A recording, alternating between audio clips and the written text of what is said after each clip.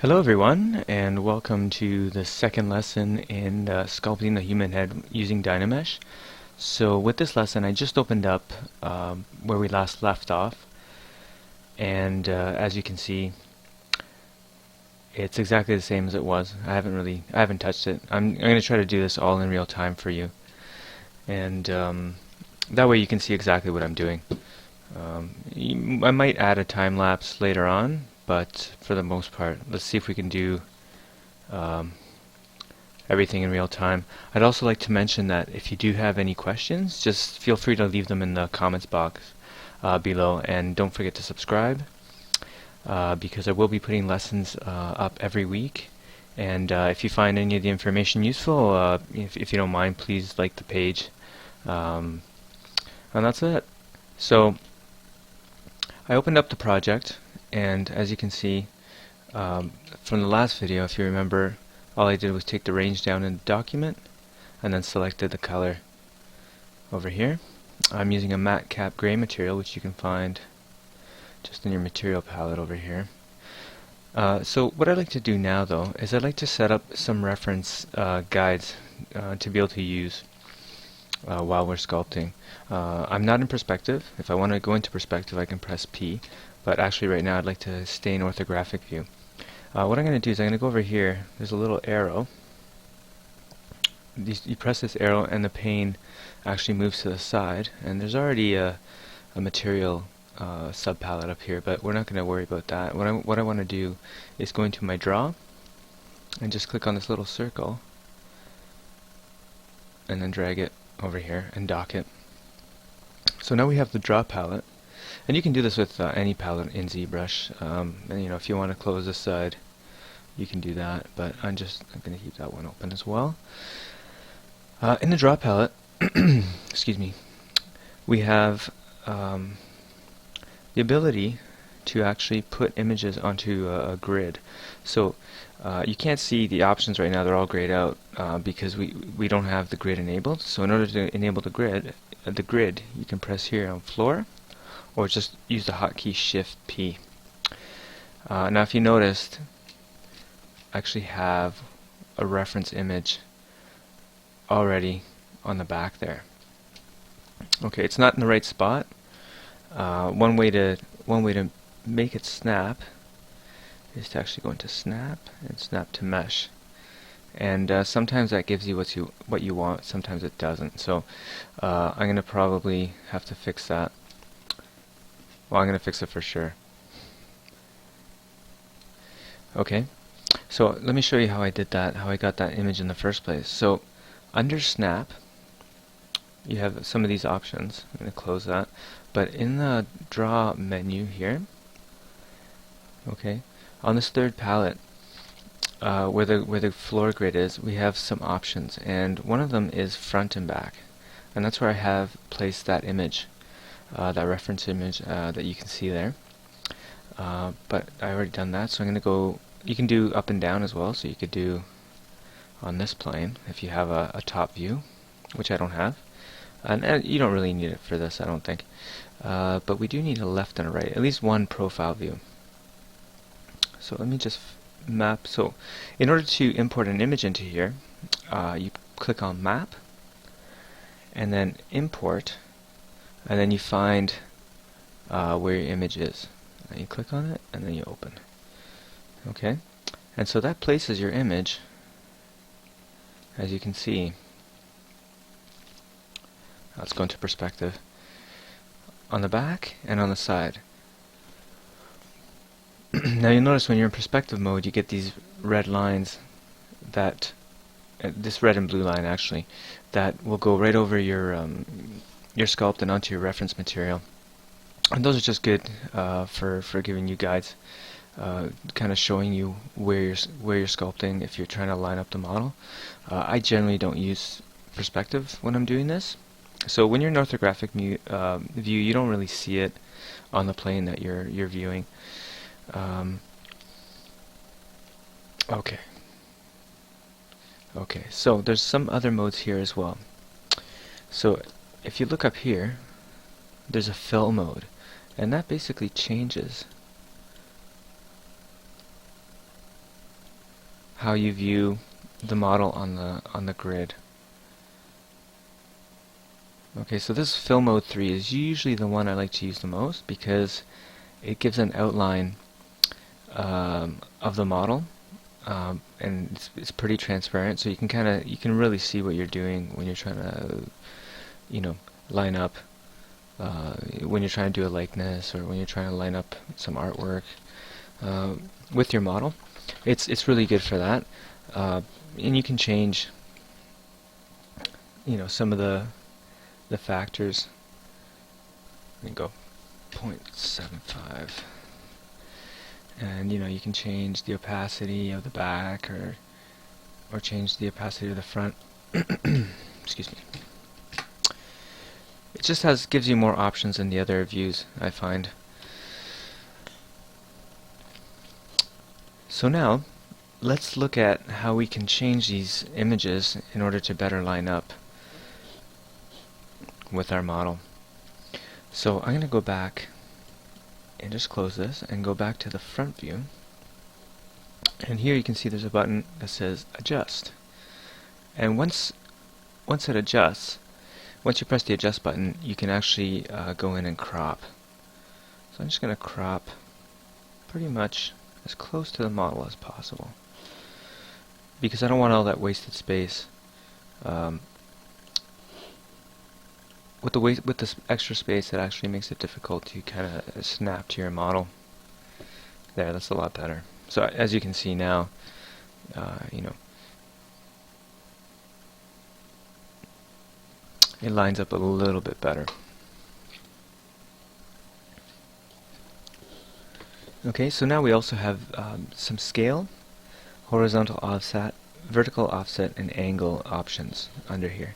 So if we scale, that pretty much is quite self-explanatory, but it will scale our image to what we want.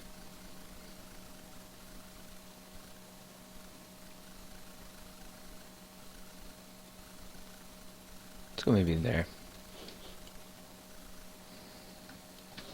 Just see what happens if we press snap. Nothing.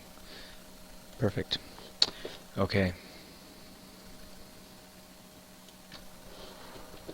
I think I'm going to go back to 1 and just leave it where it was. I think it's going to be a lot easier if we actually just move the model as opposed to trying to fidget with the image, also because we want them to line up. So I know for a fact that if I crop it like I did the other image, it's going to line up pretty close. So it's easier to, in this case, to move the model. Okay, so let's see here. We're going to go into the left-right view, and it has exactly the same options.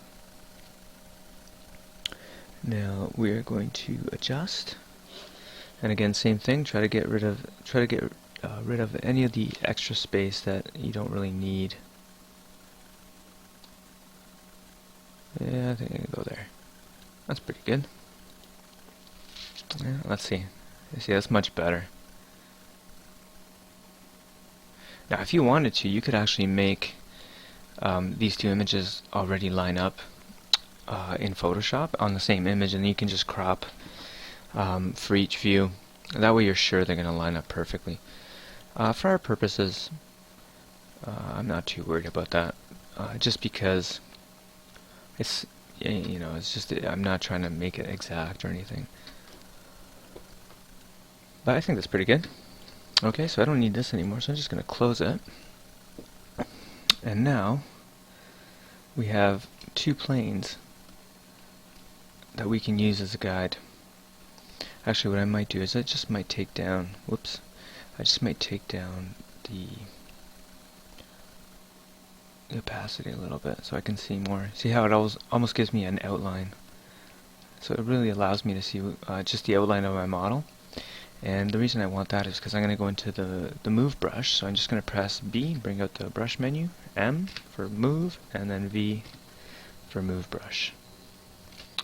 Okay, and again I'm using scroll wheel on my tablet, but you could also press S, and that brings out the size.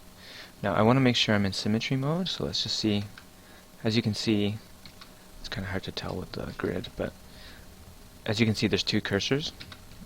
Otherwise, if you're not in symmetry, it's just one cursor. But just by pressing X, you get into symmetry. And now if I press Shift P, turn on the grid, I'll be sculpting with the X symmetry on. So on this side, that way I don't have to worry about you know, doing both sides at the same time. You know, they're gonna be perfect, and it's gonna take me half the time. So let's go. We're in the move brush, so we're just gonna use a big draw size, and I'm gonna bring this back a little bit so that my brush has a bit more influence, and I'm gonna start making some big adjustments, and this is probably gonna look pretty bad. Now, of course, you could have started this way and created an armature with Z-spheres, or even Dynamesh, you know, in the first place. I didn't do that, but it was probably more efficient if I had. I just didn't think of it. Let's put it that way. So let's just get I'm just getting the general volume here. Nothing too fancy. When we turn the grid off, if you watch, it's gonna look really horrible. Yeah, it looks like an alien, but that's okay. We're not gonna worry about that now. So it looks pretty good from the side view. Let's go a little closer just to get a better view here. And I'm not going for perfection. I'm just trying to get the general silhouette,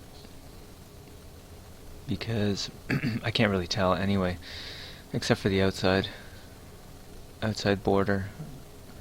But I just want to get the volumes right.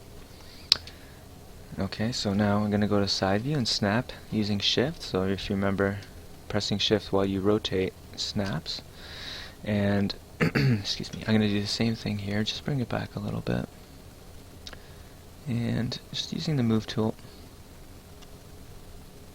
just trying to get the outline that I'm seeing here as close as possible.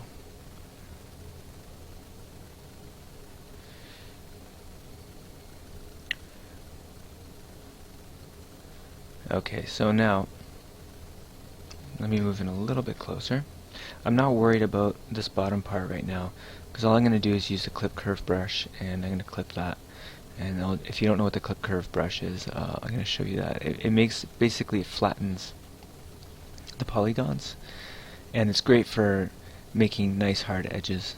It's actually used a lot in hard surface modeling, which we'll do in another video for sure, because I definitely want to do some nice hard surface modeling.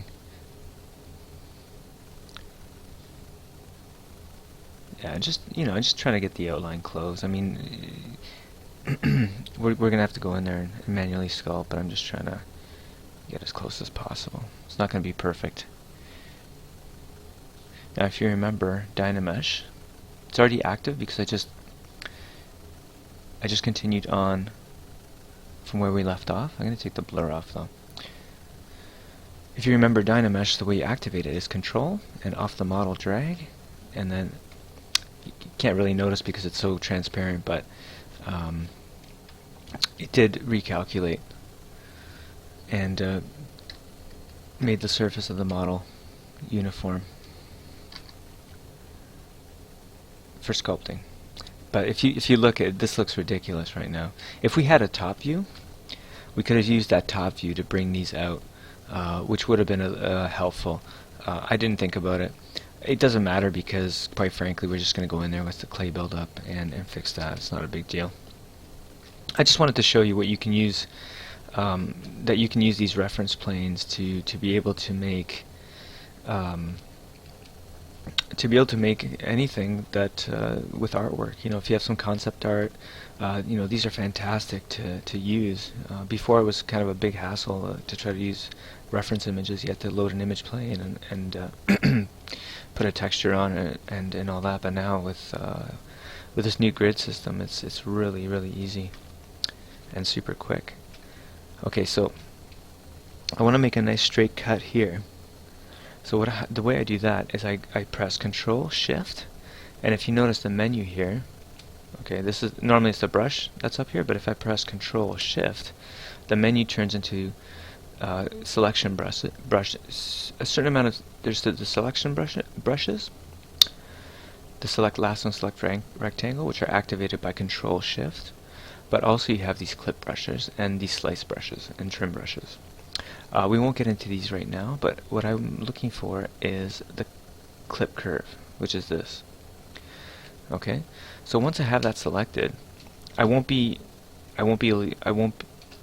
using any selection tools. I'm gonna, as soon as I press Control Shift, instead of a selection tool, I'm gonna get a clip curve brush. Okay, so just keep that in mind that if you do want to use the selection tools again, you have to reactivate them.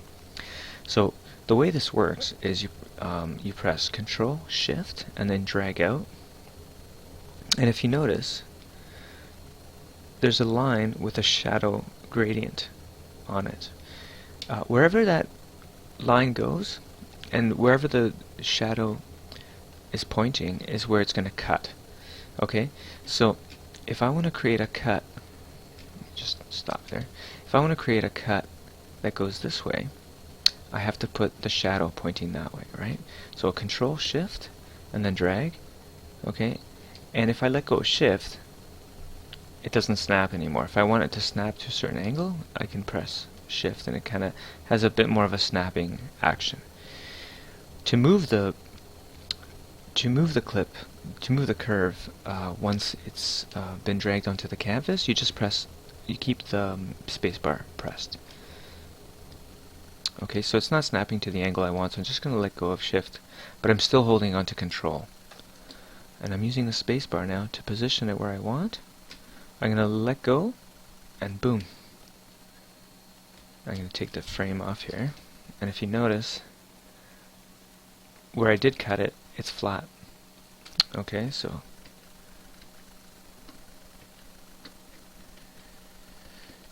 let me just undo that. So Control Z, and then that's what happened after. Okay, now because we had a big undercut, it gives us this little flange,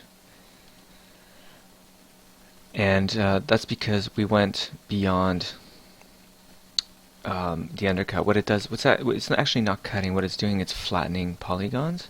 So because we went beyond the undercut, it actually gives you this little flange, which can be a little bit annoying. So what I'm going to do instead is I'm going to go into my selection tools again. So Control Shift and then click on the menu while I keep that pressed, and I'm going to go to the Trim Curve, which is a new brush. Shift P to turn on my grid again, and this is exactly this brush is this curve brush is actually used exactly the same way. Okay, so Control Shift, drag, and I'm going to position it, and I'm just going to let go of Shift again, and then let go, and it didn't cut it. So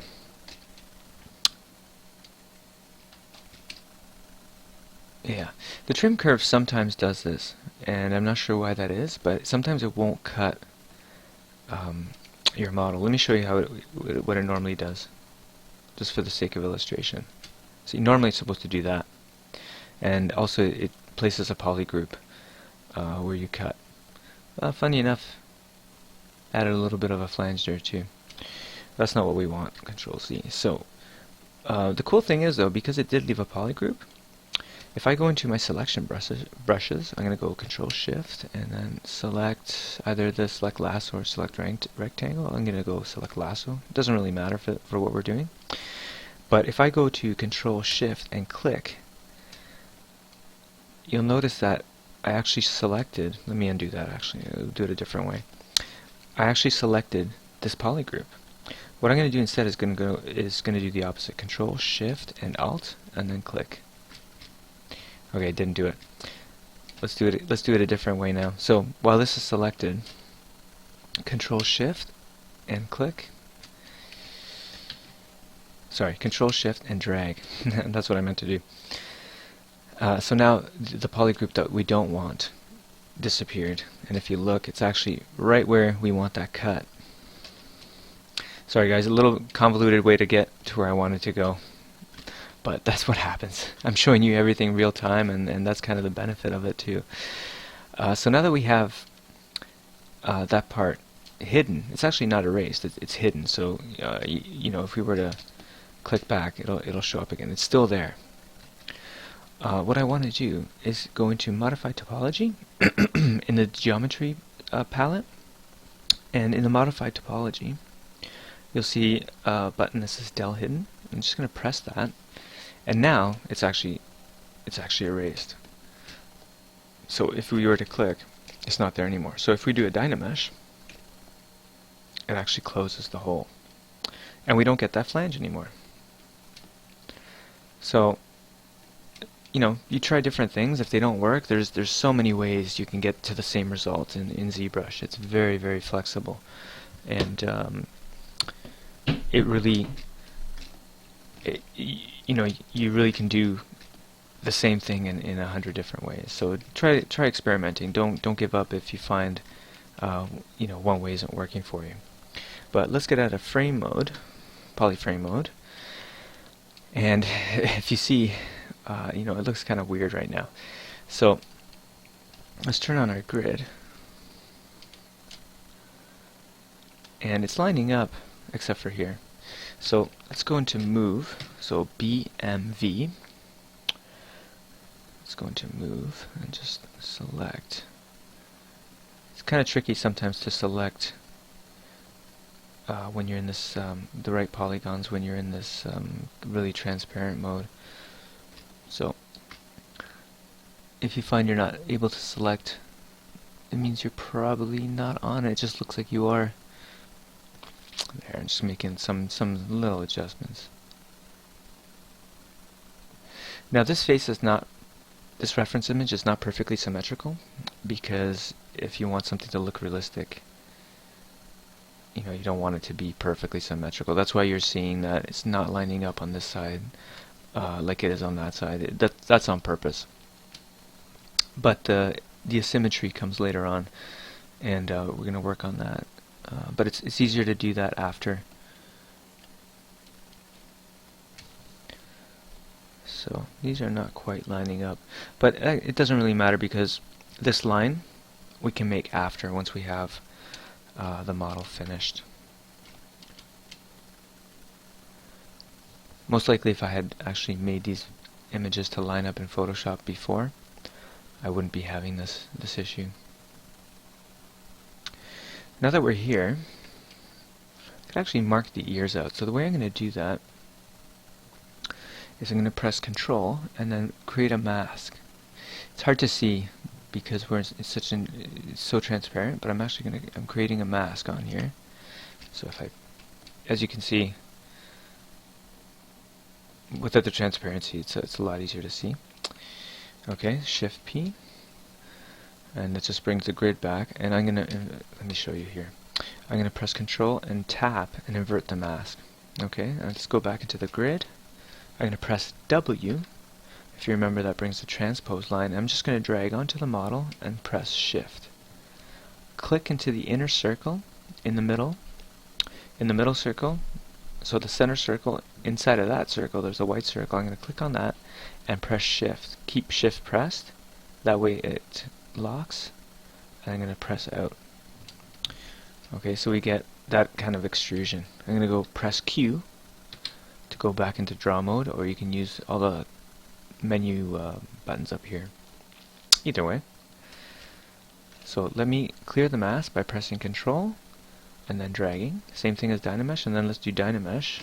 Let's re-Dynamesh with the Control. Okay, so this is looking mighty strange.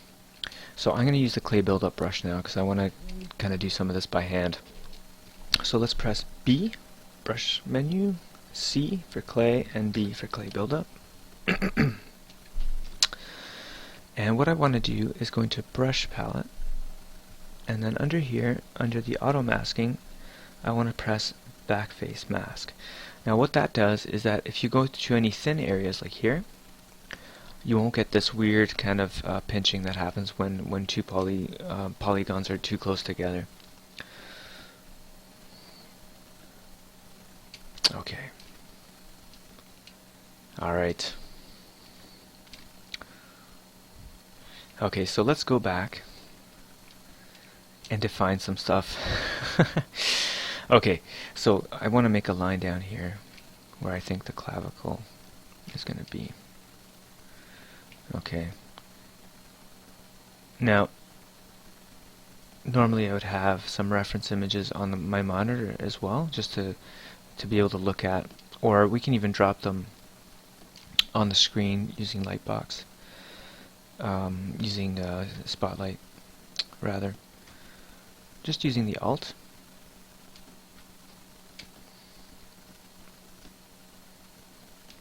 And I want to fill this in. So I'm guessing this is probably where my brow is. Let's re-Dynamesh, Control drag. Okay.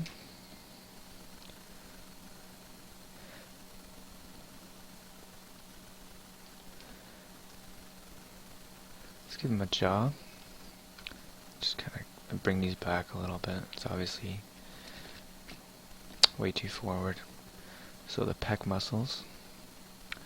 Probably put a little bit of indent here where the pec muscles are. So the best thing to do is to have as much reference as possible when you're doing something like this, especially, you know, the human form.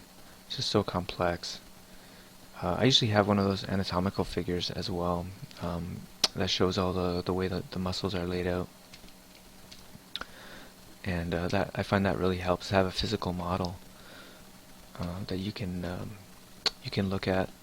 Pictures, you know, are good too, and you should have pictures as well. I just find that having the 3D version right in front of me is really, really, really good as well. Okay. And all I'm doing is kind of cross-hatching. We're still at a really low resolution. We're only at 17,000 polygons.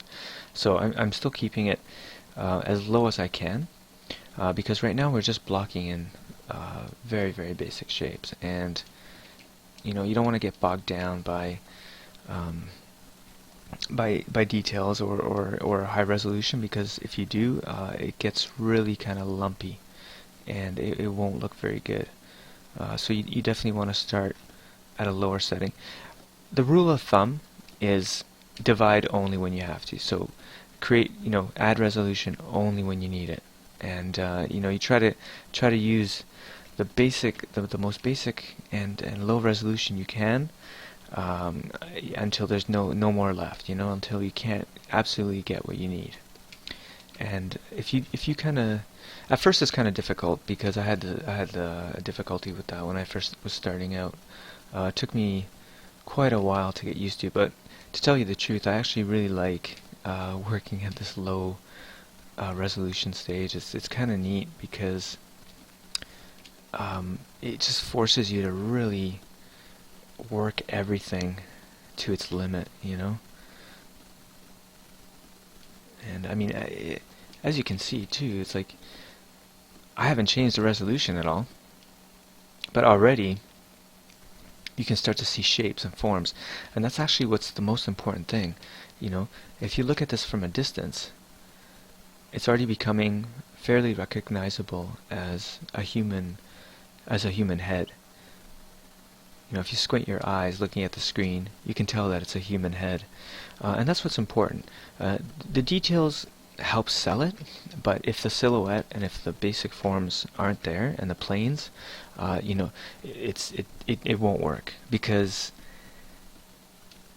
if the underlying forms aren't correct, the details aren't going to help. If anything, you're just going to know something's wrong. You know, you could have the perfect pore structure, but you know, or detail structure, like you can have beautiful wrinkles and perfect skin texture, but you know, if the forms underneath don't make any sense, or they're not correct, it's just never going to look good. It's never going to look proper. Even though people might not understand why it doesn't look right, they know it does. You know, that's the thing. As human beings, we can tell when something's off. We might not know why, but we can definitely tell that when something looks fake or off, or we it's a hard sell. You know, human beings are really good at knowing what human beings look like at a subconscious, instinctive level. So I'm just filling in areas, and I'm going over areas, and if you notice the way I use the strokes, I'm going in a similar fashion as to how the muscles actually connect to the bone structure. Let me see if I can. So here we have, let me actually do this with some poly paint. So I'm just going to press the standard brush, B for brush, standard, and T. And now to use poly paint, first thing you want to do is go and take Z add off, or Z sub, because if we don't have that off, we're actually going to be sculpting at the same time, because you can actually sculpt and paint at the same time in ZBrush, which is it's pretty cool. But in this case, we don't want it. So I'm just going to put, but if I do this right now, you can see that nothing's happening, because I don't have anything pressed. So no matter what I do, you're not going to notice any difference. So if that happens to you, check up here and see if anything's turned on. So RGB, this is the button that you want to press when you want to use paint. Okay. M is for material, and mRGB is actually material and color information at the same time. Now we just want color information for what I'm doing right now. And so the first thing I want to do though, okay, let me illustrate what I'm talking about. So if I want to change, say I want to paint some red lines to show you where the muscles are. If I go to red right now, my whole object changes color, and that's because there's no color assigned to the model right now. So if you know, as I change color, and it's just going to keep on doing that, which is kind of irritating when you can't figure out what's going on. So the first thing you want to do is I just selected the white color, and I go into the color, and here there's a button that says Fill Object, and I press Fill Object, and make sure your RGB intensity is set to 100. Okay, this regulates how intense the color is. It's almost like if you have an airbrush, it's how far back you'd put, how much paint you'd put on the model at once. I come from a airbrush background, so that's kind of how I think about it. Like 100% is as though you were pushing all the way back on your airbrush and just putting the maximum amount of paint at once. Okay. So now that the object is filled with white, if I go and pick a color, if you notice, nothing's happening. So that means that you've assigned a color. So that means you can paint away. So I'm going to just select, I don't know, kind of like a pink-red color. Okay, and with the standard brush, I'm just going to drag some lines. Let's try lighter. So I'm using Matcap Gray as my material, and what you're seeing is actually the underlying material showing through. That's why it has this kind of patina to it. If you were using a more neutral color, or you know, this material has color, light information captured in it as well, so that's why you're you see it like this. If you're using one of the standard materials with a lighter, like the basic material, the color would be a lot lighter. But for illustration purposes, this is perfectly good. Okay, so the way I do strokes, if you notice, the muscles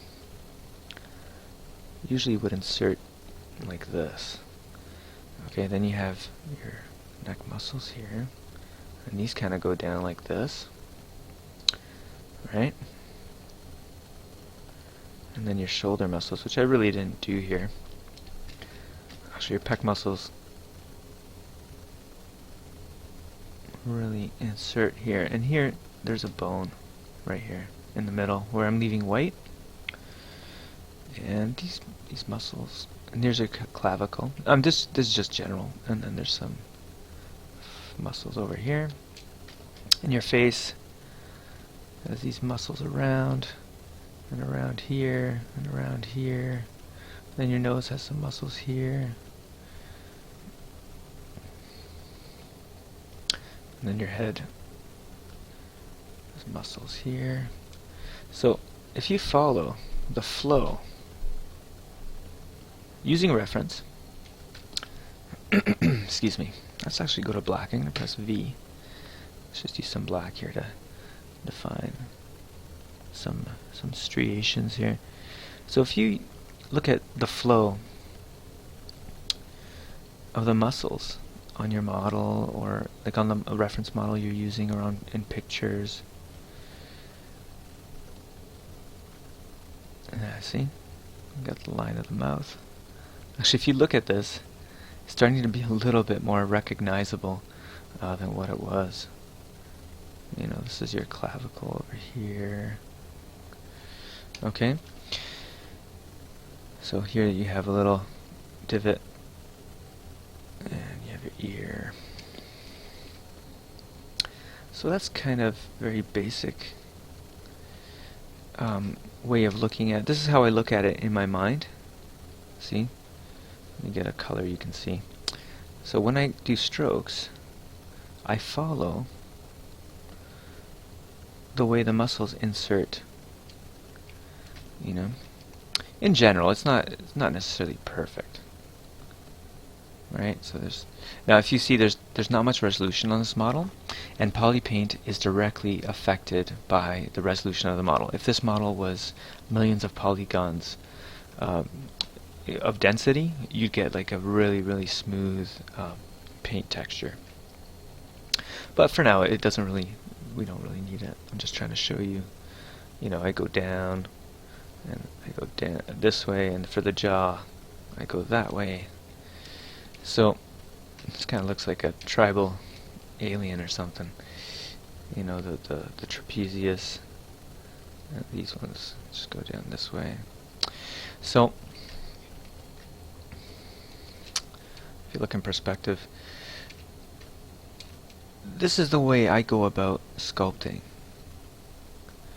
You know, I follow the contours of the muscle structure underneath, and then I leave the bony landmarks, which are here. Let me just point that out. So these are bony landmarks right here, and these are quite close to the skin, and this is something that protrudes. You know, even here, you can usually when you have a lot of definition, you kind of get you can feel, if you touch your own chest, you can kind of get a feel that you can feel your bone structure underneath. That means the pectoralis muscle actually inserts right in this area here. I know it's hard to tell in this model because it's not that refined, but in this area here, it tapers to the bone. This is where the bone would be. This is where your sternum, you know, the hard part of your rib cage is. And then over here, it starts to get thicker in this area and thins out here, and that's where you get the bulging pec. So if you did this on your own model as well, and you're wondering, okay, now that I made this big mess, how the heck do I clear this? Well, all you have to do is go to your white and make sure 100% RGB intensity is on, and remember that trick we did before. Go to color, fill object, and there you go. Basically, white erases. It gives you back. It goes back to the base color of the material. Okay, so I think I'm going to stop the video here, and in our next lesson, we're just going to continue on. You know, try practicing using a grid and see how far you get. In the next lesson, we're going to continue blocking and maybe getting into more detail, and that's it. We'll see how far we go. Alright, so if you did enjoy the information from this video, please give me a thumbs up, like, and you know, if you're interested in getting more lessons, they're always going to be free, and you know, just subscribe. I'm putting them up once a week on Wednesday. So hopefully you guys get something out of this. And also, if you have any questions, just drop me a comment, and I'll do my best to answer. And maybe even in the next video, I'll show you if it's something that's easier to explain. Okay, so I hope you enjoyed this video, and I will see you in the next one.